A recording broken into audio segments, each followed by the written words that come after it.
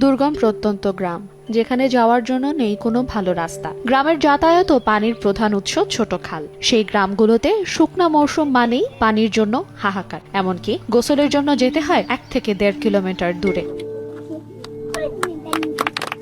এই দুর্গম প্রত্যন্ত 10টিরও বেশি গ্রামের পানির সংকট নিরসনে এগিয়ে এসেছে বাংলাদেশ সেনাবাহিনী। বলছি খাগড়াছড়ির লক্ষ্মীছড়ি উপজেলার কথা, যেখানে বিগত কয়েক মাস ধরে ইউপিডিএফ এর সন্ত্রাসী কার্যক্রম বিরোধী অভিযানে গিয়ে এই এলাকায় দরিদ্র জনগোষ্ঠীর পানির সংকট সেনাবাহিনীর লক্ষ্মীছড়ি জোনের সেনা সদস্যদের নজরে আসলে 24 পদাতিক ডিভিশনের জিওসি ও গুইমারা রিজিয়নের তত্ত্বাবধানে কালাপাহাড় রেঞ্জের প্রাকৃতিক পানির উৎস থেকে পানি সরবরাহের উদ্যোগ নেয়। লক্ষ্মীছড়ি জোনের কর্মকর্তা ও সদস্যদের 13 দিনের প্রচেষ্টায় নানা প্রতিবন্ধকতা কাটিয়ে অবশেষে সফলতা আসে। 7 কিলোমিটার পাইপলাইনের মাধ্যমে ইন্দ্রসিং পাড়া, শুকনাছড়ি, পাঙ্কুপাড়া ও হাতিছড়ার 4টি পয়েন্টে সংরক্ষণাগার তৈরি করে দেয়া হয়। সেনাবাহিনীর সফলতায় খুশি স্থানীয় বাসিন্দা ও জনপ্রতিনিধিরা। খালেতে গাত্তা করিয়ে রে ফাঁকর সময় তো এখন তো পানি আছে, ফাউন সময় তো পানি থাকবে না, 70 মাঝে তো পানি থাকবে না।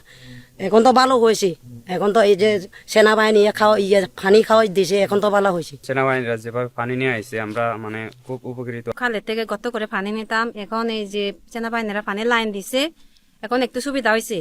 লক্ষ্মীছড়ি উপজেলার যে সমস্ত গ্রামগুলোতে পানি ও স্বাস্থ্যসেবা নেই, পর্যায়ক্রমে সেই সমস্ত গ্রামগুলোতে সরকার পানি ও স্বাস্থ্যসেবা পৌঁছে দেবেন, এমনটাই প্রত্যাশা এই জনপ্রতিনিধির। এই দীর্ঘদিনের পানীয় জলের সমস্যা ছিল।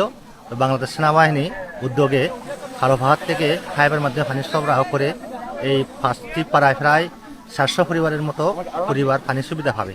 এদিকে পার্বত্য চট্টগ্রামের প্রান্তিক জনগোষ্ঠীর জীবনমান উন্নয়নে কর্মকাণ্ড চালিয়ে গেলেও কুচক্রী মহল সেনাবাহিনীকে জড়িয়ে নানা ধরনের অপপ্রচার ও ষড়যন্ত্র চালিয়ে যাচ্ছে বলে জানান এই সেনা কর্মকর্তা। স্থানীয় জনগণের জীবনমান উন্নয়ন, মানবিক সহায়তা এবং স্থায়ী শান্তি প্রতিষ্ঠার লক্ষ্যে কাজ করে যাচ্ছে।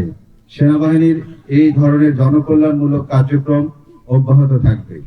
সেনাবাহিনীর এই প্রকল্পটি বাস্তবায়ন হওয়ায় এলাকার 376 পরিবারের 1750 জন বাসিন্দা নিরাপদ পানীয় জলের সুবিধা পাবে। সময় সংবাদ, খাগড়াছড়ি।